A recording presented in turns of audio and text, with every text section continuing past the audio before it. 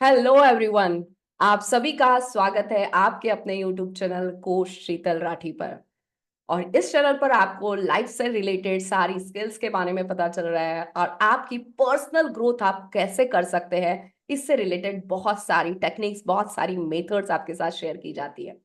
और आज हम ऐसा ही कुछ स्पेशल आपके साथ लेकर आए हैं। आज सबसे ज्यादा इंपॉर्टेंट अगर कोई चीज होने लगी है वो है पेरेंटिंग।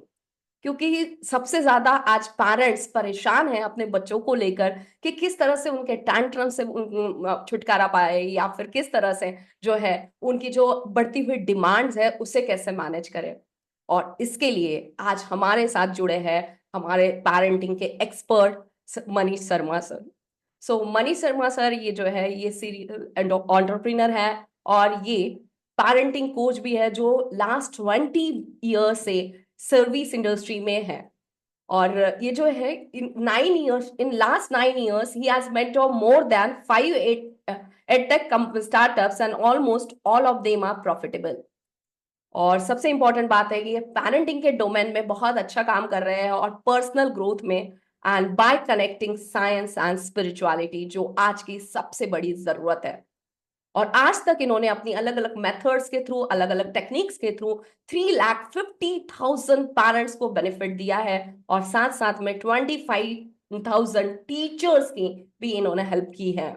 और इन्होंने ही डीप पेरेंटिंग जैसे एक एसोसिएशन फॉर्म की है जहां पर 16 कंट्रीज से अलग अलग टाइप के 2,565 कोचेस इन्होंने बनाए हैं। और मुझे बहुत गर्व है ये कहते हुए कि मैं भी डीप पेरेंटिंग कोचेस के साथ एसोसिएट हूँ। और जब मैंने इस जर्नी को स्टार्ट किया तो सबसे पहले जब मैं इस पर्सनल ग्रोथ की जर्नी में आई है तो मेरा पहला कोर्स अगर मैं कहूँ तो मनीष सर के साथ ही रहा है। सो ये मेरे लिए बहुत गर्व की बात है कि आज अपने ही मेंटोर के साथ मैं ये पॉडकास्ट लेने जा रही हूँ। और सबसे इंपॉर्टेंट बात है कि अभी deep parenting coaches Manish sir के साथ बस एक मिशन पर है और वो है 5 million parenting smiles. So please welcome Mr. Manish Sharma, sir. Thank Hello, you sir. Sheetal. Thank thank you you for Sheetal. joining this podcast. Thank you very much, sir. Yeah. Thank you and I am grateful to all the visitors, all the viewers of this podcast. Thank you. वाह sir. तो चलिए sir हम शुरू करते हैं। सबसे पहला तो क्योंकि बस पहला एक क्वेश्चन इंपॉर्टेंट ये आ चुका है सर आज की, आज पेरेंटिंग इतना इंपॉर्टेंट क्यों हो चुका है? जबकि हमारे समय में तो शायद हमारे पेरेंट्स इतना ध्यान भी नहीं देते थे, राइट? हम जॉइंट फैमिली में होते थे तो पता भी नहीं होता है कहाँ बच्चे बड़े हो रहे हैं। लेकिन आज पेरेंटिंग इतना इंपॉर्टेंट हो चुका है कि तो ऐसी क्या मिस्टेक पेरेंट के साइड से हो रही है, या ऐसा क्या चीज अलग अभी हो गया है कि जिसकी वजह से हमें पेरेंटिंग पर ज्यादा फोकस करने की जरूरत आन पड़ी है? एक तो एक या दो बच्चे हैं पेरेंट्स के, और बच्चे की डेवलपमेंट में पेरेंट का रोल बहुत इंपॉर्टेंट। दो पिलर्स हैं, मैं इनको कहता हूं दो पिलर्स होते हैं बच्चे की डेवलपमेंट के, एक पेरेंट्स का रोल और एक एजुकेशन सिस्टम का रोल। तो हम स्कूल में तो बच्चे को डाल देते हैं, तो एजुकेशन सिस्टम अपना काम करना शुरू कर देता है और हमें लगता है कि हमारा रोल खत्म हो गया। पर आपका रोल उतना ही इंपॉर्टेंट है, ज्यादा, उससे ज्यादा इंपॉर्टेंट।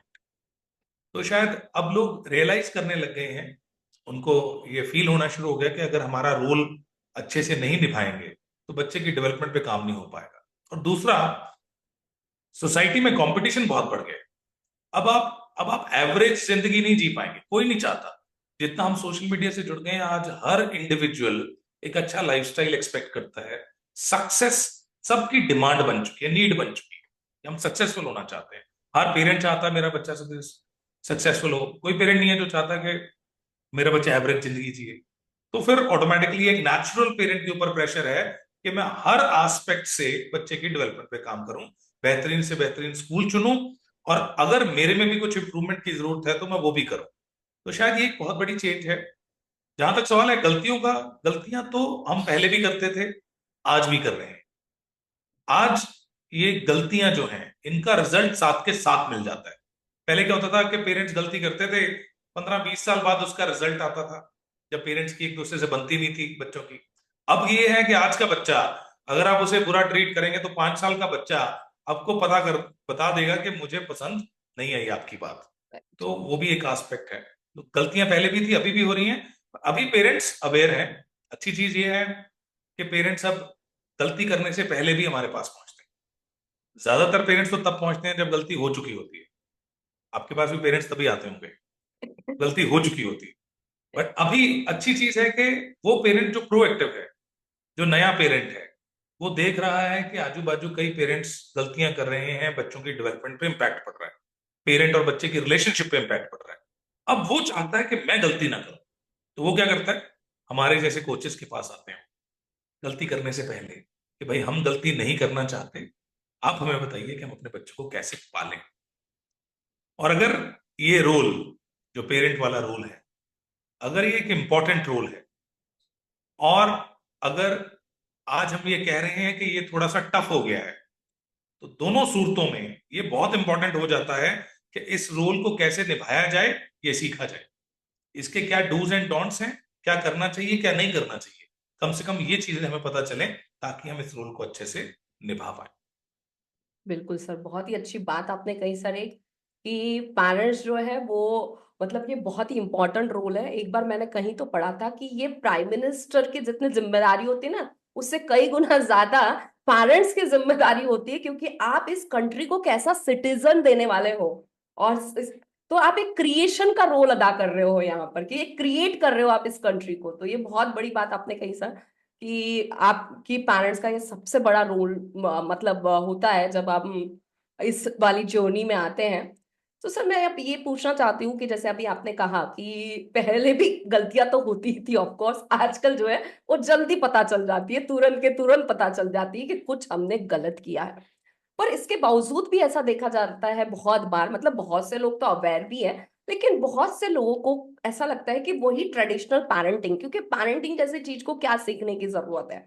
मतलब सुनेंगे वो, ये बात 101% है, सुनेंगे, लेकिन जब कभी बात आती है कि सीख लो, तो उसको अप्लाई करना, क्योंकि सिर्फ एक बार में सीखने से तुम इसको अप्लाई नहीं कर पाओगे, क्योंकि तुम्हारा वो पैटर्न है, और इतने सालों का पैटर्न है वो, ऑफ कोर्स तुम्हारा एक या दो बार में नहीं छूटने वाला है। तो आज पेरेंट्स को पता है उनको क्या करना चाहिए, लेकिन उसके बावजूद भी वो कर नहीं पा रहे हैं। सो ये और ज्यादा अवेयरनेस किस तरह से हो जाए कि पेरेंट्स को ये पता चले कि अभी वो पुरानी पेरेंटिंग स्टाइल नहीं चलने वाली है, जो शायद उन्होंने अपनी दादी को देख कर की, या अपने मम्मी पापा को देख के की, अपने आस पड़ोस वालों को देख के की। क्योंकि अभी जो डिजिटल सब तरफ से चीजें चल रही है, डिजिटल एडिक्शन और ये सब चीजें, तो इसके लिए उन्हें कुछ स्पेशल सीखने की जरूरत है। तो इसके लिए क्या स्पेशल आप उनको एडवाइस देना चाहेंगे? जी, शीतल, ये आपकी बात बिल्कुल सही है कि अगर हम जाके कुछ उन्हें बताएं कि ये कर लो ये कर लो, तो शायद कोई काम करे, क्योंकि उनके अपने पैटर्न्स बन चुके हैं। और हमारी अभी तक जो एक्सपीरियंस रहा है वो ये है कि वो पेरेंट जो अभी सफर कर रहा है, जिनके घर में क्राइसिस आ चुका है, अच्छा। वो हमारी हर बात मानते हैं और वो इम्प्रूव भी होते हैं, राइट। वो काम भी करते हैं, वो अपने पैटर्न्स भी बदलते हैं, क्योंकि उनके पास कोई रास्ता नहीं है।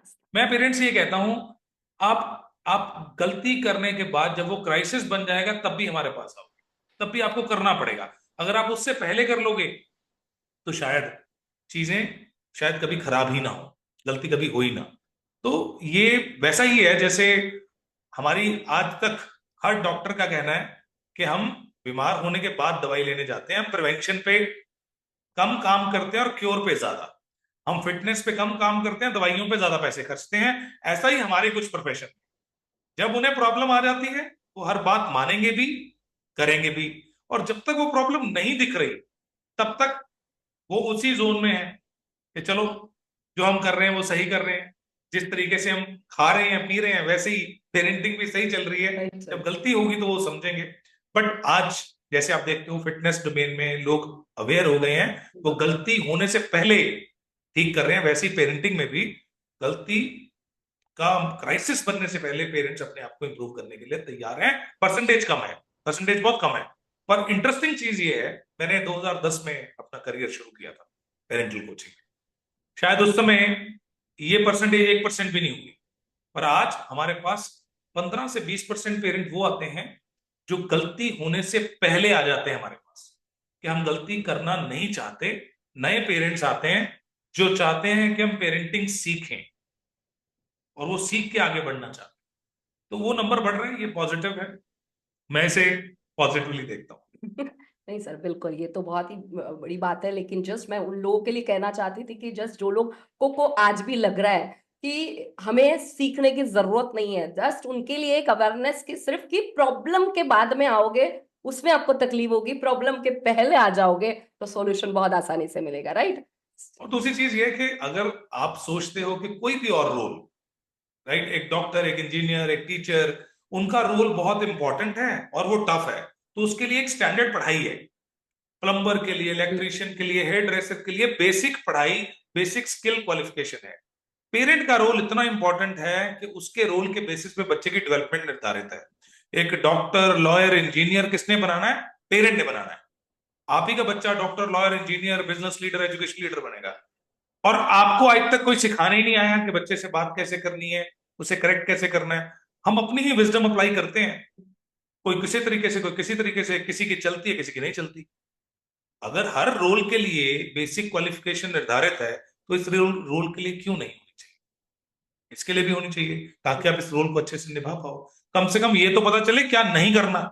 या वो बहुत गलतियां तो ना करें कम से कम, जो दुनिया कर रही है, जिसके कारण वो भुगत रही है। कम से कम वो बिल्कुल। गलतियां ना करें, इसको तो जानकारी मिलनी चाहिए। I think it is mandatory for every parent to undergo basic qualification on what not to do and what to do, so that they become effective. Yes sir, ये सही में बहुत ज्यादा जरूरी है, मतलब मैंडेटरी में आना चाहिए एक्चुअली ये, हम्म। कि आपको पेरेंटिंग कैसी करनी है वो देखने के लिए। बहुत ही बढ़िया। सर अभी इस पेरेंटिंग के जर्नी में जो मतलब हम चाहते हैं, एक पेरेंटिंग का एक पर्पस है, राइट, कि हम बच्चों को खुश देखना चाहते हैं, कॉन्फिडेंट देखना चाहते हैं, राइट? तो पर इस सब जर्नी में पेरेंट्स का खुश रहना कितना जरूरी है? कि पेरेंट्स पेरेंट्स का दिन भर बच्चों को ये कहते रहे कि अरे कॉन्फिडेंट रहा कर, तू खुश रहा कर, पर अगर घर में ही वो खुशी का माहौल नहीं है या घर में ही वो चीज नहीं है, तो वो किस तरह से वो इनकलकेट करेंगे अपने बच्चों में भी, और उन्होंने ऐसी क्या प्रैक्टिसेस करनी होनी चाहिए? बच्चा एनीवेज आप ही को रिफ्लेक्ट करने वाला है, आपके बिहेवियर, आपके पैटर्न्स, आपके इमोशंस को ही। तो अगर पेरेंट खुश नहीं है तो उसका इंपैक्ट बच्चे पे आएगा। और आपकी बात सही है कि पेरेंट का खुश होना भी इंपॉर्टेंट है, पर पेरेंट के पास अपनी स्ट्रेस है, उसकी रिस्पॉन्सिबिलिटीज हैं, राइट। और मैं एक मान के चलता हूं कि जब एक हस्बैंड और वाइफ कंसेंसस में है, समन्वय में है, तो वहां पर बच्चे की डेवलपमेंट बेहतरीन तरीके से हो सकती है। और जहां इनके बीच बच्चे को लेकर टकरा रहे हैं, या इनकी पर्सनल इश्यूज हैं, या किसी भी तरह का स्ट्रेस कहीं बाहर से भी आ रहा है उस फैमिली में, उसका इम्पैक्ट बच्चे की डेवलपमेंट पे डेफिनेटली होगा। और हर पेरेंट कोशिश तो करता है कि ये स्ट्रेस बच्चे को ना दिखे, पर हम उससे दूर नहीं रह सकते। और ये बहुत इंपॉर्टेंट है कि अगर हम चाहते हैं कि बच्चे की डेवलपमेंट अच्छी हो, तो घर का माहौल और हस्बैंड वाइफ का रिलेशन भी कम से कम बच्चे के सामने उतना पॉजिटिव होना जरूरी है। और अगर आपने, भगवान ने आपको रिस्पॉन्सिबिलिटी दी है पेरेंट बनने की, राइट, तो आपको अपॉर्चुनिटी मिली है, तो ये रिस्पॉन्सिबिलिटी भी साथ ही आई है कि आपको इन चीजों का ख्याल भी रखना है, that you are going to take care of your own emotions, feelings. It's very बिल्कुल। इंपॉर्टेंट। या ये बहुत ज्यादा जरूरी हो गया है। और सर एक बात जो आजकल बहुत देखने में आ रही है कि पहले जो पेरेंट्स होते हैं, स्पेशली मैं मॉम्स के बारे में ही बात करना चाहूंगी, कि मॉम्स जो होती हैं पहले पूरी तरह से ना, बच्चे बच्चे जब बच्चा हो जाता है पहले तो हस्बैंड के साथ उनका ज्यादा कनेक्शन होता है, फिर एक बार बच्चे बच्चे हो गए तो बच्चे के ही पसंद का खाना बने, बच्चों के हिसाब से ही सारी चीजें, बच्चे के हिसाब से सीरियल देख लो, कहीं घूमने चले जाओ, तो बहुत बच्चे ओरिएंटेड ज्यादा होने लग जाते हैं। और मतलब उनका कनेक्शन ज्यादा, ऑफ कोर्स वो इमोशनल ज्यादा होती है तो कनेक्शन बच्चों से ज्यादा जुड़ने लग जाता है। लेकिन जब कुछ समय के बाद जब बच्चा अपना इंडिपेंडेंट होने लग जाता है और वो कहीं चला जाता है, तो एक जो लोनलीनेस जो आने लग जाता है, क्योंकि तब तक उनका कनेक्शन अपने हस्बैंड के साथ भी थोड़ा टूट गया होता है, ज्यादा बच्चे के पीछे ही चला गया होता है, तो वो उस तरह से कैसा करे कि, क्योंकि उस पीरियड में शायद उन्होंने बच्चों के चक्कर में अपने पैशन पर भी ध्यान नहीं दिया है कि उन्हें कौन सी चीज करनी चाहिए। तो इस केस में आप क्या कहना चाहोगे कि क्या साथ साथ में ही बच्चों के साथ अपने पैशन को आइडेंटिफाई करें, या फिर बच्चों के पीछे ही पूरी तरह से डेडिकेटेड हो जाए, या किस तरह से आप इसे जी, देखेंगे? ये फाउंडेशनल ही है शीतल, आप शुरू से ही ये कर सकते हो। पर हम्म। इसके लिए पहली क्लैरिटी तो ये जानना जरूरी है कि आप क्या सोचते हो, क्या आपका रोल एज अ पेरेंट क्या है। जिन पेरेंट्स को ये लगता है कि हमारा काम है बच्चों के लिए काम करना, हम्म। राइट, उनके साथ ये प्रॉब्लम बहुत बड़ी आएगी। जिनको लगता है कि my job is to do things for the child, और जिस पेरेंट को ये लग रहा है कि my job is to enable my child to do things at their own, उनके साथ ये प्रॉब्लम नहीं आती। वो अपने बच्चों को इंडिपेंडेंट बनाते हैं, वो बच्चों को फीड नहीं करते, उनके साथ खाना खाते हैं। राइट? जिनको ये लग रहा है कि हमारा काम है बच्चे के लिए काम करना, वो पूरी जिंदगी उन्हीं का काम करते रहेंगे, जो बच्चा कर सकता है वो भी करते रहेंगे, हम्म। हर वक्त उसे सुपरवाइज करते रहेंगे। और इसी दौरान वो कई चीजों से डिस्कनेक्ट हो जाते हैं, जैसे आपने बताया अपने स्पाउस के साथ, अपने पैशन के साथ। जिन पेरेंट्स ने अपने बच्चों को इंडिपेंडेंट बनाया शुरू से, राइट, वो उनके साथ क्वालिटी टाइम स्पेंड करने में ज्यादा टाइम स्पेंड अपना करते हैं, रादर देन उनके लिए काम करने में। उन पेरेंट्स के पास सफिशिएंट टाइम होता है अपने काम करने के लिए भी, अपने पैशन को परस्यू करने के लिए, और एक दूसरे के, हस्बैंड वाइफ का एक दूसरे के साथ टाइम स्पेंड करने के लिए भी। यहाँ दिक्कत तब आती है जब पेरेंट्स सोचता है कि मेरा काम है बच्चे के लिए काम करना, और वो उसी जहद में लगा हुआ है, उसी के लिए सब कुछ करना, उसके काम करने, उसके जूते उठाने, उसका बैग पैक करना, उसको खाना खिलाना, उसको नहलवाना, उसके कपड़े पहलवाना। एक चक्कर में, इसी चक्कर में वो बच्चों को अपने डिपेंडेंट बना रहे हैं। और दूसरा, उनके पास बैलेंस करने के लिए समय नहीं बचता, तो बैलेंस नहीं कर पाते। तो अगर आप शुरू से ये सोच के चलेंगे your job is to make your child independent, instead of doing things for them, your job is to spend time with them, तो आपके पास सफिशिएंट टाइम बचेगा, और साइमल्टेनियसली आप इस पैशन को परस्यू कर पाओगे। और ये वही पेरेंट है जो जो 15 साल तक होते होते सारे काम करते रहते हैं, 15 साल के होने के बाद बच्चा खुद काम करने लग जाता है, फिर पेरेंट को लगता है कि अब मैं क्या करूं जिंदगी में। दे फील लाइक मैं अनएम्प्लॉयड हो गया, मेरी नौकरी छूट गई, कि पहले तो काम था मेरे पास, बच्चे के लिए करता था, अब बच्चा खुद कर लेता है, अब मैं क्या करूं। एक्चुअली उसकी गलती उससे ये हुई है, उसे यही समझ नहीं आया कि उसका रोल क्या है। बिल्कुल सर, क्योंकि अभी बहुत सारी लेडीज आती है ऐसी हमारे पास कि अब हमें लाइफ का पर्पस आइडेंटिफाई करना है, कुछ करना है पर पता नहीं चल रहा है कि क्या कर रहे हैं इसमें लाइफ शीतल, में। इसमें ना एक बहुत इंपॉर्टेंट चीज है, शायद ये सर व्यूअर्स को ये वाला जो पोर्शन है ये हम्म। हर विमेन के साथ शेयर करना चाहिए। एक मॉडर्न साइकोलॉजिस्ट हुए हैं एरिक एच एरिक्सन, उनकी एक थ्योरी है साइको सोशियो डेवलपमेंट मॉडल। उसमें उन्होंने कहा है कि अगर कोई इंडिविजुअल स्किल्ड है, क्वालिफाइड है, राइट, अब और वो जनरेट नहीं कर रहा, कुछ कुछ भी कंट्रीब्यूट नहीं कर रहा, जनरेट नहीं कर रहा, कुछ कर नहीं रहा, तो वो बहुत से मेंटल हेल्थ इश्यूज को अट्रैक्ट करेगा। और आज की तारीख में विमेन इज एजुकेटेड, पढ़ी लिखी है औरत, right, urban semi urban areas में आपको women will be, you will find कि वो एजुकेटेड है। अब जो एजुकेटेड वुमेन है, अगर वो कुछ नहीं कर रहे, उनके पास कोई लाइफ का पर्पस नहीं है, कोई कंट्रीब्यूशन नहीं है, कुछ जनरेट नहीं कर रहे, तो they will get into despair, stagnation आ जाएगा उनकी लाइफ में। They will be attracting lot of psycho issues, stress, depression, anxiety and what not. क्यों? क्योंकि उन्हें जनरेटिविटी स्टेट में रहना था। उसे लग रहा है कि मैं क्वालिफाइड होने के बावजूद कुछ नहीं कर रहा, और ये हम्म। जो है ये फीलिंग अंदर से उन्हें खा रही है। तो मुझे लगता है कि आज हर वो विमेन जो 40 से ऊपर है और वो क्वालिफाइड है, मैं ये नहीं कह रहा कि पैसे कमाने के लिए, पर किसी भी रीजन के लिए she has to contribute, she has to do something, right. या तो अपने घर में इनफ कंट्रीब्यूट करो, और अगर आप घर में आपके पास हाउस हेल्प है, तो आप कुछ ना कुछ किसी एनजीओ के लिए काम करो, कुछ ना कुछ अपने जो ज्ञान आपके पास है उसे आगे दो, किसी को पढ़ा लो, कोचिंग कर लो, कंसल्टिंग में चले जाओ, बट कुछ ना कुछ जरूर करो, ताकि आपको लगे कि आपने अपनी क्वालिफिकेशन, अपने स्किल्स की पूरी वैल्यू ली। नहीं तो अगले 10 सालों में उनकी साइको इश्यूज बहुत बढ़ जाएंगे। ये तो हर एक के लिए बहुत important. So very good point you raised. Thank you sir. So sir, आज के इतने फास्ट पेस्ड वर्ल्ड में जहां पर इतना ज्यादा डिजिटल मीडिया है, इतना ज्यादा नॉलेज है बच्चों के पास, कि जहां पर कुछ उनको पेरेंट्स का बताने की जरूरत भी नहीं पड़ती है ना, सब वो पहले से अच्छा देख लेते गूगल पर, पता चल जाएगा लाइक वाइज, ऐसे वाले टाइप के बच्चे हैं।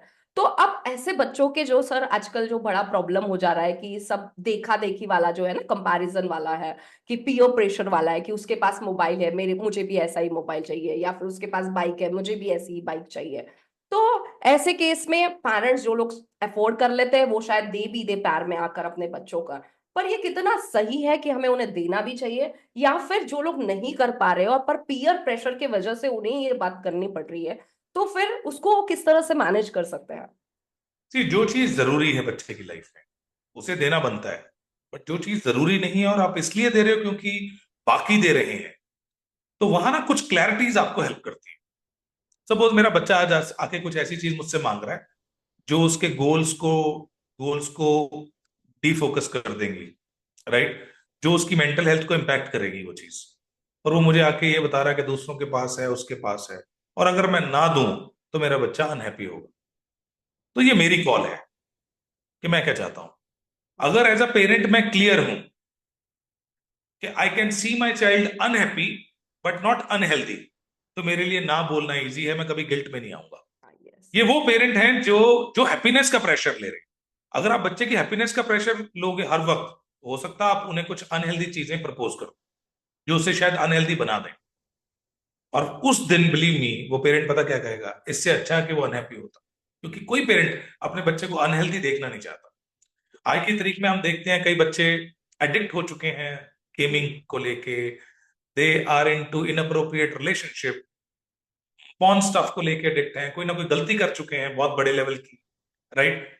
फिर उस समय पेरेंट रिपेंट करे, उससे पहले उसे पता होना चाहिए कि किसी चीज की क्या लिमिट है, उसके बियॉन्ड उसके क्या नुकसान है। अगर पता होंगे तो उसके लिए डिसीजन मेकिंग इजी होगी। वो कभी भी सोशल प्रेशर नहीं लेगा, बच्चे की नेगोशिएशंस का प्रेशर नहीं लेगा।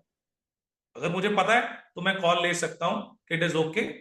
हो सकता है एक दिन अनहैप्पी हो, 2 दिन अनहैप्पी हो, पर कम से कम अनहेल्दी तो नहीं होगा मेंटली या फिजिकली, राइट। वो ज्यादा इंपॉर्टेंट है। तो मुझे लगता है clarities will help, information will help, जितना पेरेंट्स को पता हो। जैसे आपने डिजिटल वर्ल्ड की बात की है, ये एक ऐसी चीज है जिसके बारे में तो सरकारें तक बता रही हैं कि ये ऐसे होते हैं प्रेडेटर्स, ये करते हैं, वो करते हैं, डिजिटल रेस्ट होता है, सबके बारे में बताया जाता है। बताया जा रहा है, और राइट। उनके टारगेट पे टीनेजर बच्चे भी हैं।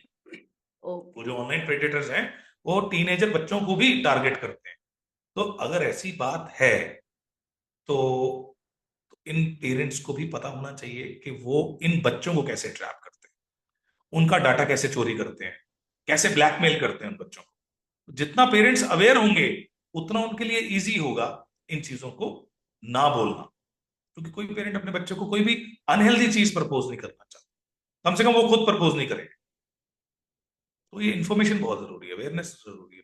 यस सर, ये बात बहुत ही बढ़िया कही आपने कि बेस्ट मम्मा या बेस्ट पापा बनने के चक्कर में कई गलतियां, ऐसी चीजें ना दे दो, ऐसी गलत चीजें उनके हाथ में ना देखो कि बाद में पछताना पड़े, राइट। और ये जो गुड बैड बेस्ट, ये जो बातें हैं ना कि good parent bad good parent best parent parent, या हर पेरेंट गुड पेरेंट है। गुड। यहां गुड पेरेंटिंग से काम नहीं चलेगा, इफेक्टिव पेरेंट बनना पड़ेगा, माइंडफुल पेरेंट बनना पड़ेगा। गुड पेरेंटिंग से तो गलतियां भी हो रही हैं, कई ऐसे पेरेंट हैं, आप भी गुड पेरेंट हो, हम भी हैं, सारे गुड पेरेंट हैं, सबकी इंटेंशन अच्छी है, हर पेरेंट की इंटेंशन अच्छी है, फिर भी ना चाहते हुए भी हम कई गलतियां करते हैं। तो इट्स नॉट अबाउट गुड और bad, it's about being effective, कि आपका जो तरीका है वो इफेक्टिव है, वो बच्चे की डेवलपमेंट के लिए काम आएगा, कम से कम वो आपका रिलेशनशिप ना खराब करे।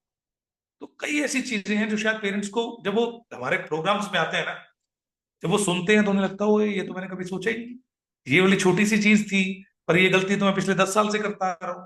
जिसको सुधारने के लिए मात्र एक पहलू की जरूरत थी, वो पहलू ही नहीं उनके पास। जब वो आप जैसे कोचेस से बात करते हैं, पेरेंट कोचेस से बात करते हैं, तो वो पर्सपेक्टिव मिलता है उनको, वो पहलू मिलता है जो उन्होंने जिस नजरिए से उस चीज को देखा ही नहीं। जब वो उस नजरिए से देखना शुरू करते हैं तो इंप्रूवमेंट हर पेरेंट में होती है। मुझे लगता है इंटेंशनली कोई पेरेंट बुरा नहीं है, बिल्कुल भी नहीं। सिर्फ उनके तरीके गलत कोर्स हो कोई सकते भी हैं, पेरेंट्स ऐसा करेगा ही नहीं। तरीके गलत हो सकते हैं उनकी, उनकी अप्रोचेस गलत हो सकती हैं, और वो ठीक हो सकती हैं, वो सुधारी जा सकती बिल्कुल बिल्कुल। हैं। सर आज जो सबसे बड़ा प्रॉब्लम हो रहा है सर, वो ये है इमोशनल कनेक्शन टूटते जा रहा है बच्चों का और पेरेंट्स का। तो जो एक इमोशनल बॉन्ड होना चाहिए वो बॉन्ड नहीं रह रहा है। मतलब टीनेज में तक जाते तक वो पेरेंट्स की सुनना नहीं चाहते, या फिर उन्हें ऐसा लगता है कि अपने ओल्ड वाले फॉर्मेट में ही बात करते हैं। जैसे तारक मेहता में कहते हैं ना, वो कहता है भीड़े हमारे जमाने की, लाइकवाइज इस तरह से आजकल बच्चे बोलने लग गए कि अरे आपके जमाने की बात अलग है, हमारे जमाने की बात अलग है, राइट। तो ऐसे ही इसमें पेरेंट्स का कैसे रोल हो और किस तरह से वो बच्चों को समझा पाए कि क्या सही है और क्या गलत है। क्योंकि आजकल सुनना नहीं चाहते, दूसरी बात मोबाइल बहुत जल्दी हाथ में आ जाता है। मतलब कभी कभी तो 6 7 स्टैंडर्ड से ही लोग बच्चों को मोबाइल दिया जाता है, तो उनके पास इंफॉर्मेशन इतनी ज्यादा होती है। और बहुत बार तो ये भी देखा गया है कि बच्चे जब पेरेंट्स अलाउड नहीं करते तो छुप छुप कर भी मोबाइल में रात को देखकर मूवीज देख रहे हैं, ये देख रहे हैं। लाइक में मेरी बेटी आती है तो वो बताती है, मम्मा आज मेरी फ्रेंड ने ये वाली मूवी देख ली, आज मेरे फ्रेंड ने ये वाली मूवी देख ली, आप तो मुझे मोबाइल ही नहीं दे रहे हो, लाइक वाइज। सो उसको तो खैर पता है, बट जस्ट ऐसे सिनारियो में कितने समय तो मतलब पेरेंट्स का अपना क्या डिसीजन होना चाहिए, और कैसे वो अपने टीनेजर बच्चों को स्पेशली समझा के रखे और एक इमोशनल कनेक्शन उनका बना के रखे। ये जो आपने क्वेश्चन पूछा ना, इसका आंसर मैं ऐसे ही नहीं दे सकता, दो बातों में, चार बातों में। राइट। क्योंकि ये कंडक्ट की बात है कि आप, अगर आप बोलो कि पेरेंट, बच्चे आजकल सुनते नहीं है, तो इसको दूसरे नजरिए से देखते हैं कि शायद जो आपका तरीका है, पुराना तरीका समझाने का या सुनाने का, वो आज काम नहीं कर रहा। बच्चे सुनते हैं, बच्चे सुनते हैं, पर आपका तरीका सही होना चाहिए। अगर मैं अपने बच्चे को हर वक्त टोकता रहूंगा, इंस्ट्रक्ट करता रहूंगा, मैं आपको इंटरेस्टिंग फैक्ट बताता हूं। जब हम टीनेजर्स के साथ सर्वेज करते हैं, रिसर्च करते हैं, तो मोस्ट ऑफ टीनेजर्स का पता क्या कहना होता है कि जैसे ही हम अपने पेरेंट्स को मिलते हैं, वो क्वेश्चन पूछने लग जाते हैं। क्या करके गए हो, कहाँ गए थे, किसको मिल के आए हो, ट्यूशन पे आज क्या हुआ, स्कूल में आज क्या हुआ, कोचिंग क्लास में क्या हुआ। कहते दे कीप आस्किंग क्वेश्चंस। और जैसे ही, अगर बच्चा कभी गलती से कुछ अपने बारे में बता भी दे, तो जैसे ही बच्चा कुछ बताता है तो पेरेंट ढूंढ रहे होते हैं कि इसकी बात में से कोई ऐसी बात ढूंढे जिसको अभी करेक्ट कर दे।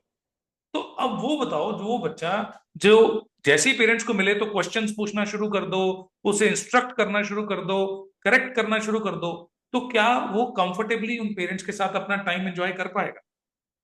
वो एस्केप ही करेगा, वो भागेगा। उसे दोस्त ज्यादा पसंद आएंगे कंपेयर टू पेरेंट्स। वो गलती से एक दिन पेरेंट्स के साथ लंच करने बैठ जाता है, जैसे ही बैठता है, पेरेंट्स 25 क्वेश्चन पूछ लेते हैं, अगली बार वो लंच करने आएगा ही नहीं।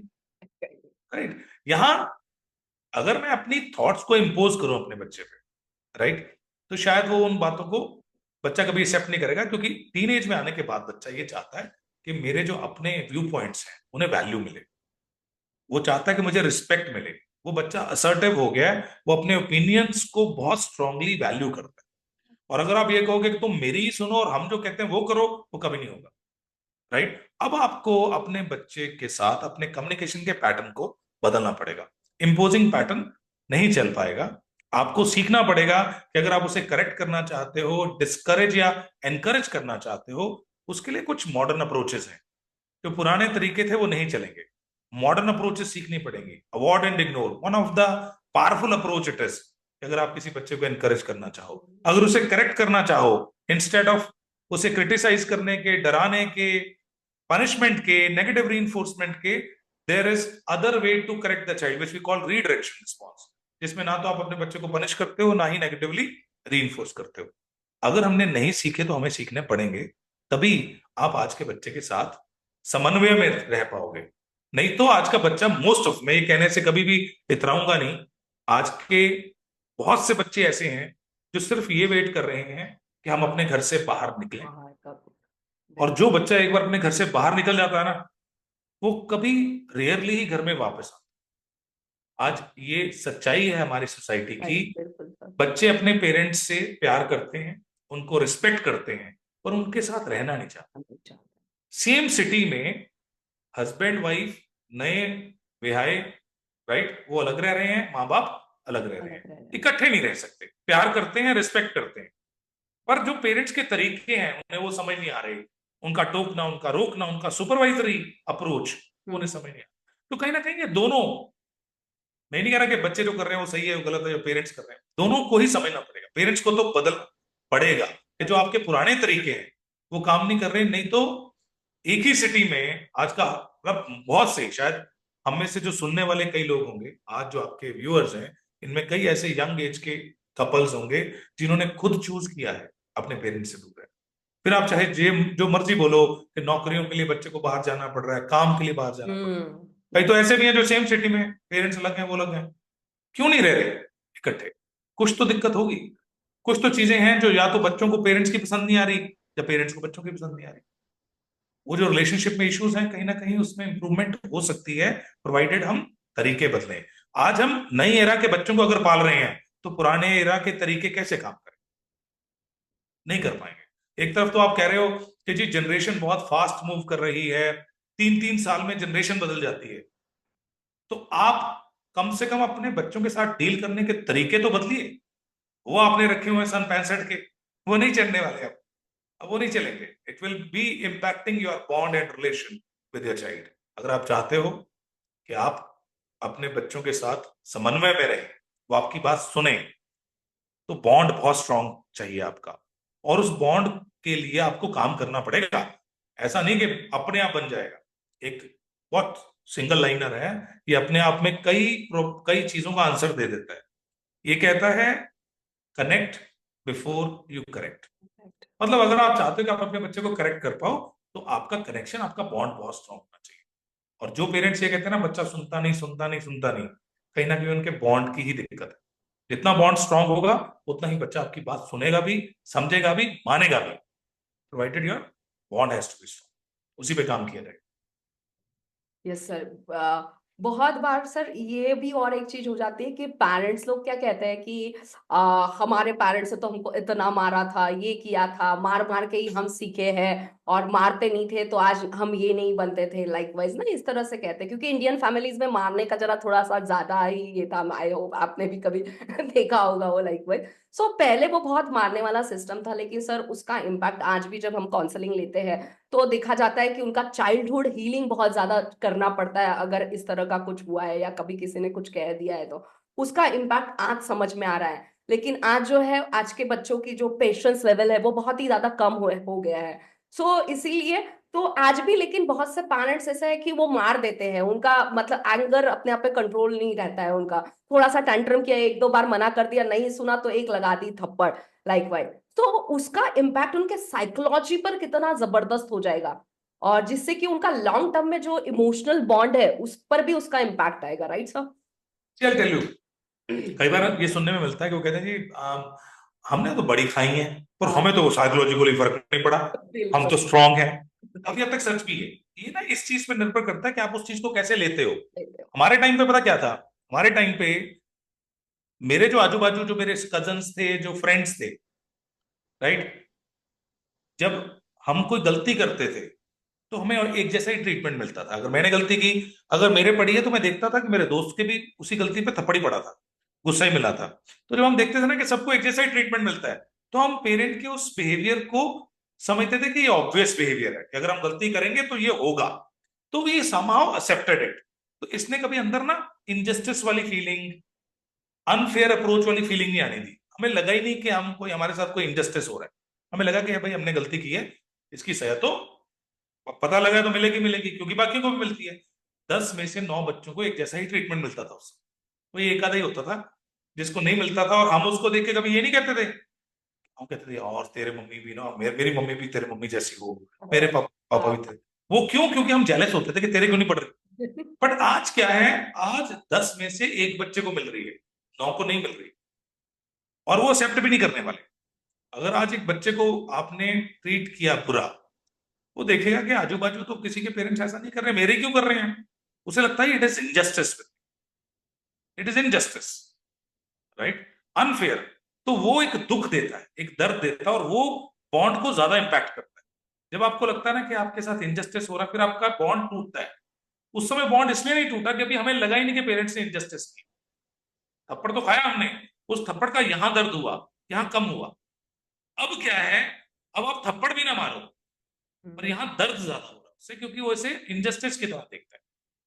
और उस दर्द का साइकोलॉजिकल इंपैक्ट ज्यादा है जो यहाँ पे हो, राइट। उस समय यहाँ पे दर्द नहीं हुआ क्योंकि मैंने देखा कि इट इज ऑब्वियस, गलती करूंगा तो मिलेगा, सबको मिल रहा है, मुझे मिल रहा है, तो मुझे लगा ही नहीं कि मेरे साथ कोई अनफेयर ट्रीटमेंट हो रहा है, इनजस्टिस हो रहा है। आज के बच्चे को लगता है।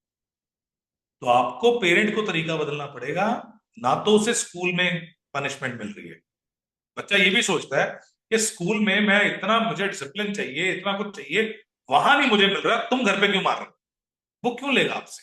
अब आपको तरीका बदलना पड़ेगा उसे करेक्ट करने का। मैं ये नहीं कह रहा कि बच्चे को करेक्ट करना छोड़ दे, बिना मारे भी, बिना डांटे, बिना गुस्सा किए, बिना नेगेटिव रीइंफोर्समेंट के बच्चों को करेक्ट किया जा सकता है, पर हमें उस अप्रोच को सीखना पड़ेगा।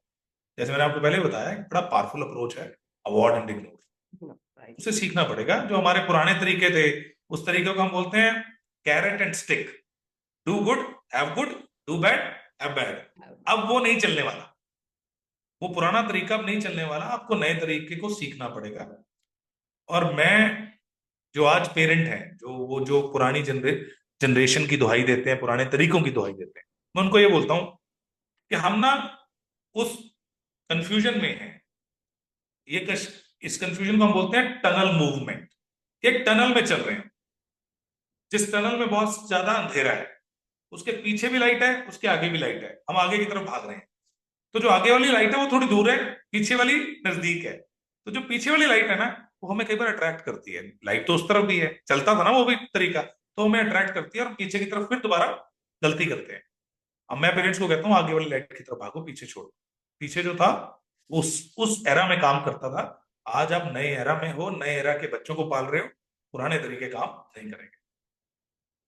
और इस अंधेरे से मत डरो, आगे लाइट है, आपको सीखना पड़ेगा, उस लाइट की तरफ मूव किया जाए, नए तरीकों की तरफ मूव किया। बिल्कुल सर। और पेरेंट्स को ये भी जानना जरूरी होगा, जितना ही मारेंगे, जितना ही ये करेंगे, बच्चा और जिद्दी बनता जा रहा है, वो बार बार मार खा कर भी। जिद्दी तो चलो वो बनेगा ही बनेगा। अब उन पेरेंट्स को ये नहीं समझ आ रहा कि kids are leaving homes, they don't turn back. आज हम्म। तो जिद्दी भी बनेगा, दूसरा आप अपना बॉन्ड भी खत्म कर रहे हो इस बच्चे खत्म के कर। साथ। राइट। ये जो बॉन्ड वाला कॉन्सेप्ट है ना, इसे मैं समझाता हूँ इमोशनल बैंक अकाउंट की तरह। अगर आप बच्चे को अप्रिशिएट कर रहे हो, एनकरेज कर रहे हो, उसके साथ क्वालिटी टाइम स्पेंड कर रहे हो, राइट, उसके साथ खेल रहे हो, खा रहे हो, पी रहे हो, तो ये एक डिपॉजिट है उस बैंक अकाउंट में। जितनी बार आप उसे नेगेटिवली ट्रीट करोगे, क्रिटिसाइज करोगे, टॉन्टिंग करोगे, सरकाजम यूज करोगे, मारोगे, गुस्सा करोगे, राइट, बुरा फील करवाओगे उसे, तो उतने ही विड्रॉल होंगे। अब आप देखो, आप ज्यादा डिपॉजिट कर रहे हो कि ज्यादा विड्रॉल। अगर आप ज्यादा विड्रॉल करते हो तो आपका बॉन्ड वीक होगा। अगर आप ज्यादा डिपॉजिट्स करते हो, आपका बॉन्ड स्ट्रांग होगा। और एक और आइडिया है, ये पता नहीं कहां से दुनिया को मिल गया। कई पेरेंट्स को लगता है हम अगर बच्चे को बुरा फील करवाएंगे ना, मार के या किसी हम्म। कंपैरिजन करके या उसे क्रिटिसाइज करके, अगर इसे बुरा फील करवाएंगे तो ये ठीक हो जाएगा। हाँ, ये ये पता नहीं चीज तो काहे की सही है। कैलकुलेशन है ऐसे कि पता अगर नहीं। आप किसी बच्चे को बुरा फील करवाएंगे तो वो ठीक हो जाएगा। अरे अगर किसी को बुरा फील करवाएंगे, वो आपको डबल बुरा फील करवाएगा। अगर आप उसे अच्छा फील करवाएंगे तो अच्छा बिहेव करेगा। अगर आप बच्चे को बुरा फील करवाएंगे, दे विल बिहेव वर्स। और पेरेंट्स को लगता है कि इसे बुरा फील करवाएंगे तो ये अच्छा अच्छा बिहेव करेगा। Absolutely wrong.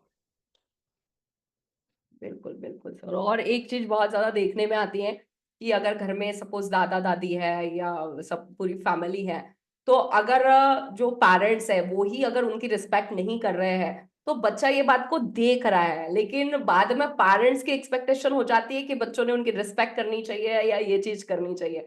तो ओवरऑल बच्चा देख रहा है, बच्चा समझ रहा है, राइट, कि और फिर पेरेंट्स को ऐसा लगता है कि ऐसे कैसे ही हमारी बात नहीं सुन रहा है, इसलिए। तो ये एक बहुत बड़ा ये अभी हिपोक्रेसी है। ये पेरेंट को समझना पड़ेगा कि child is going to reflect you.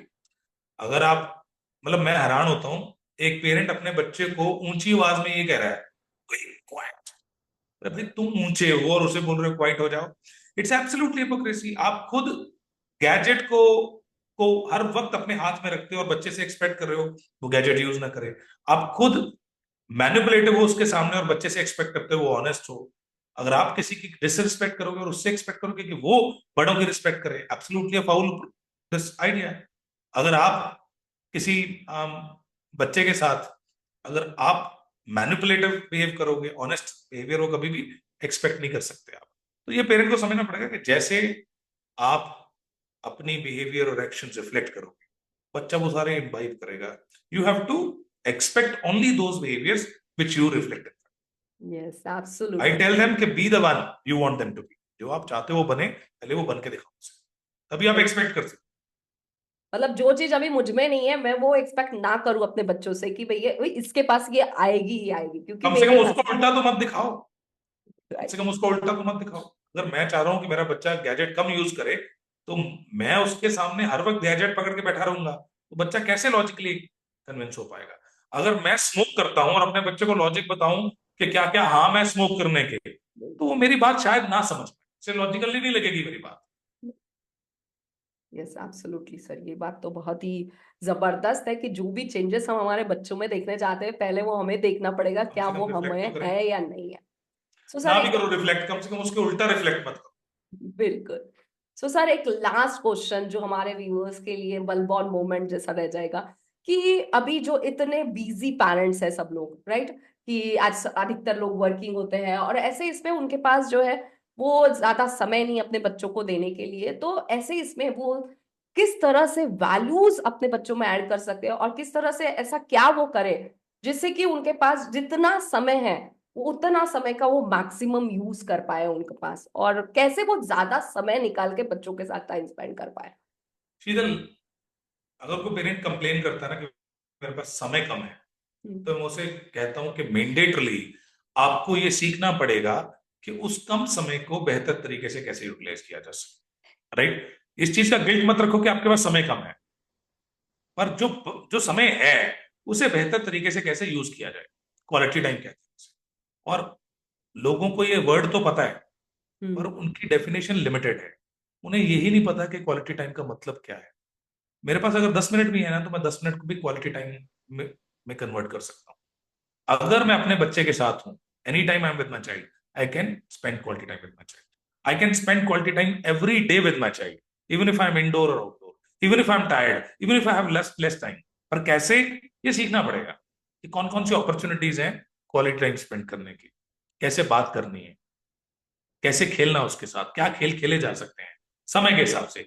जब तक ये पेरेंट सीखेगा नहीं, वो उसके पास तरीके ही नहीं होंगे। अब मैं एग्जांपल देता हूँ, एक पेरेंट है, उसका बच्चों के साथ क्वालिटी टाइम स्पेंड करने का तरीका है बाहर जाके ग्राउंड में खेलना। अब बाहर जाके ग्राउंड में खेलने के लिए आपको कम से कम 1 घंटा चाहिए, और रोज उस पेरेंट के पास 1 घंटा है नहीं, तो इसलिए उसने क्या किया, इस वाली एक्टिविटी को वीकेंड के लिए छोड़ दिया कि वीकेंड पे टाइम होगा तब करेंगे। और क्वालिटी टाइम हमें हर रोज स्पेंड करना चाहिए। तो आपके पास घर में 50 एक्टिविटीज हैं, कड़बड़ बब्बे बो, राइट। स्टोन पेपर सीजर खेलो उसके साथ, आप उसके साथ अंताक्षरी खेलो, डमशराज खेलो, कई बोर्ड गेम्स हैं, राइट। आप उसके साथ मस्ती कर लो, टिकलिंग टाइम, हजारों चीजें हो सकती हैं, हजारों चीजें। तो आप अंदर बैठ के भी कर सकते हो। आप अगर टायर्ड हो तो आपको चलने की भी जरूरत नहीं है, मूव करने की जरूरत नहीं है। बेड पे बैठ के भी अपने बच्चे के साथ खेल सकते हो, जमीन पे बैठ के भी अपने बच्चे के साथ 50 गेमें खेल सकते हो। पर ये तब दिमाग में तब आएंगे आइडियाज अगर इस पे कभी चर्चा होगी। मैं आपको एक टिपिकल माइंडसेट बताता हूँ पेरेंट का। एक पेरेंट है जो वर्किंग पेरेंट है, जिसके पास समय कम है। ये सब वर्किंग पेरेंट जो सुन रहे हैं, इसे ध्यान से सुनना है इस बात को। वो पेरेंट जो वर्किंग है, जिसके पास गिल्ट है समय ना देने का, जब वो अपने ऑफिस में बैठा होता है ना और सोच रहा होता है कि आज मैं अपनी फैमिली के साथ टाइम स्पेंड करूंगा, वो पता क्या सोच रहा होता है? वो दिमाग में सोच रहा होता है कि आज मैं इनको मॉल में लेके जाऊंगा, खाना खाने बाहर लेके जाऊंगा, चौपाटी पे लेके जाऊंगा। This is what they thinking. और आप हर रोज मॉल में जा नहीं सकते, हर रोज चौपाटी पे जा नहीं सकते, तो उसने फिर वीकेंड का टाइम निर्धारित कर रखा है। उसकी definition of quality time is taking family out. उसे कोई हाँ और सर, आइडिया आ ही नहीं रहा थोड़ा दिमाग हो में। गया है। हाँ। सैड पार्ट है कि अपने परिवार के साथ खाना खाने के लिए हमें घर से बाहर जाना पड़ता है। अरे भाई, घर पे भी खा सकते हो। You can do thousand of things at home together with your child. You can read with them, you can play with them, you can do gardening with them, cooking with them, eat belong with them. अगर हम अपने बच्चे के साथ दिन का एक मील भी खाना शुरू कर देना, पूरी फैमिली इकट्ठे, तो bond will grow like anything. सिर्फ एक चीज कर लें, ऐसी कई चीजें हैं, पर हमें कोई बताने वाला हो, इस पे बात हो, तभी हमारे दिमाग में ये चीजें रहेंगी, तभी हम उसे, उन चीजों को यूज कर पाएंगे। इस टॉपिक पे बात ही नहीं होती। पेरेंटिंग में कब बात होती, बताओ। इन जो पेरेंट हमें सुन भी रहे हैं ना, इनमें से इन्होंने शायद पेरेंटिंग के ऊपर एक दूसरे के साथ बैठ के कोई बहुत ज्यादा पिछले 30 दिनों में चर्चा भी ना की हो शायद। जब बिल्कुल। तक कोई बहुत बड़ी प्रॉब्लम ना आ जाए, तब तक हम एक दूसरे के साथ बैठते नहीं और बात नहीं करते। तो मुझे लगता है हर पेरेंट को क्वालिटी टाइम कैसे स्पेंड करना है, ये सीखना पड़ेगा, और उसकी वेज क्या क्या हो सकती है ये भी समझनी पड़ेगी। एक बार सीख लिया, फिर दे विल, उनके पास ये कभी कंप्लेन नहीं होगी कि समय कम है। वो कम समय को भी अच्छे तरीके से यूज करना सीख जाएंगे। मतलब सर मिनिमम 10 मिनट्स का भी टाइम अगर हमारे पास है तो हम उसे एज अ क्वालिटी टाइम कर सकते हैं, राइट। एब्सोल्युटली, अगर 10 मिनट भी है तो उसे भी अच्छे सब तरीके से, बेस्ट तरीके से यूज किया जा सकता और है। उसके लिए स्पेशल हमें सिर्फ वो चाइल्ड और हम होने चाहिए, नहीं इसके अलावा कोई भी नहीं चाहिए, ये कम सब से कम क्वालिटी वो टाइम। समय तो उसी को दो। हाँ। वो आपको कोई कोई घंटे नहीं चाहिए। आपको लगता है कि दूसरों के पास बहुत समय बच्चों को देने के लिए, मेरे पास 15 मिनट ही है, उन 15 मिनट को बेहतरीन तरीके से दो। शायद लोगों के 2 घंटे से ज्यादा अच्छे होंगे, वो ज्यादा ऐड करेंगे आपके बॉन्ड में, आपको ज्यादा फायदा करेंगे। बिल्कुल सर, बहुत ही बढ़िया सर। सो जस्ट आप हमारे व्यूअर्स को लास्ट में क्या एडवाइस देना चाहेंगे, क्या पेरेंट्स को एक मैसेज देना चाहेंगे सर, कि जिससे कि जो हमारा मिशन है कि 5 मिलियन ये पेरेंट्स के लिए, तो क्या आप उनको मैसेज देना चाहेंगे? ये सारा पॉडकास्ट मैसेजेस का ही था। एक बट स्पेशल मैसेज उनके लिए। एक चीज मैं हर पेरेंट को बोलना चाहता हूँ, और मैं हर जिस भी प्लेटफॉर्म पे हूं मैं ये बात जरूर करता हूँ कि ये जो नरेटिव हमें मिला था जब हम छोटे थे, हमारे टाइम पे कहा गया कि रिस्पेक्ट एल्डर्स, तो हमें ये समझ आया कि रिस्पेक्ट सिर्फ एल्डर्स को चाहिए, बच्चों को रिस्पेक्ट नहीं नहीं चाहिए। चाहिए। बड़ों को सम्मान, छोटों को प्यार। तो छोटों को सम्मान तो नहीं चाहिए, नहीं उन्हें सिर्फ चाहिए। प्यार चाहिए। बस मैं इतना बताना चाहता हूँ, अगर आप चाहते हो कि आपका बच्चा सोसाइटी से अपनी रिस्पेक्ट ले, राइट, जितनी वो डिजर्व करता है उसे सोसाइटी से मिले, तो आप उसे रिस्पेक्ट देना शुरू। अगर आज आप अपने बच्चे को डिसरिस्पेक्ट करेंगे, अच्छे से ट्रीट नहीं करेंगे, तो वो ग्रेजुअली सीख जाता है, कॉम्प्रोमाइज करना सीख जाता है। और जब वो बड़ा होता है ना, तो वो सीख लेता है कि जो भी मेरे से ऊपर है मुझे डिसरिस्पेक्ट कर सकता है, चाहे वो बॉस हो, चाहे इन लॉज हो, चाहे कोई भी हो। तो अगर आप चाहते हो कि आपका बच्चा अपनी बीइंग के लिए खड़ा हो, अपनी रिस्पेक्ट, अपने हिस्से की रिस्पेक्ट समाज से ले पाए, आज उसे रिस्पेक्ट आप जरूर करो, राइट। इसमें ये कभी रूल मत रखो कि respect is for elders, respect is for all. This shall be the narrative, respect all. और अगर आप, इसका एक और रीजन भी है, अगर आप नहीं रिस्पेक्ट करोगे तो हो सकता है कि they going to give you back. अब आपको 5 साल का बच्चा भी वापस देना शुरू कर देगा, तो और नहीं तो अपनी रिस्पेक्ट के लिए उनको रिस्पेक्ट करोगे, राइट। ये बहुत इंपॉर्टेंट है। Respect all shall be the narrative, ये कहना शुरू कर दीजिए। रिस्पेक्ट एल्डर्स कहना बंद कर दीजिए, क्योंकि हमें लगता है respect elders only, respect all. This is my message to. वाह सर, वाह, बहुत ही बढ़िया। और बहुत ही मुझे लगता है कि बहुत ही इम्पोर्टेंट मैसेज आपने दिया है, क्योंकि आजकल ये सबसे ज्यादा हो रहा है। लोगों को लगता है कि अरे यार हम, और आजकल मैसेजेस भी आते हैं कि हम पहली ऐसी जनरेशन होगी जो पेरेंट्स को भी रिस्पेक्ट दे, बच्चों की भी सुने और अपने पेरेंट्स की भी सुने, लाइक वाइज। सो सही में रिस्पेक्ट बहुत मैटर करती है, क्योंकि आप जो दोगे वही रिटर्न में आएगा, वैसी वाली बात है वो, राइट, लाइक अट्रैक्ट्स लाइक जैसा। So thank you so much sir कि आपने इतना ज्यादा मतलब एनलाइटेंड वाला जो है पेरेंटिंग सेशन लिया, और आई होप कि जितने भी लोग इसे देख रहे हैं उन्होंने भी इसको बहुत एंजॉय किया। तो सर की हर एक बात को बहुत ध्यान से सुनिएगा, फिर से एक बार सुन लीजिएगा, जिससे कि आप इसे अपने जीवन में अप्लाई कर पाइए। देखिए, मैं हमेशा कहती हूँ, सुनने से कभी भी जिंदगी बदलती नहीं है, जिंदगी बदलती है सिर्फ अप्लाई करने से। तो आज जस्ट अपने बच्चों के पास बैठिए, उनको जानिए कि वो क्या चाहते हैं और वो कौन सा इमोशनल बॉन्ड है जो आपका कहीं ना कहीं मिस आउट हो चुका है, और उस इमोशनल बॉन्ड को फिर से एक बार कनेक्ट कर लीजिए। So thank you so much. I hope कि आज इस प्रोग्राम को आपने एंजॉय किया होगा। And thank you so much Manish sir कि आपने बस मतलब एक बार मैंने आपसे कहा और आपने इसके लिए हाँ कह दिया, और हमारे व्यूवर्स को इतना अच्छा नॉलेज आपने दिया। So thank thank you. You so much.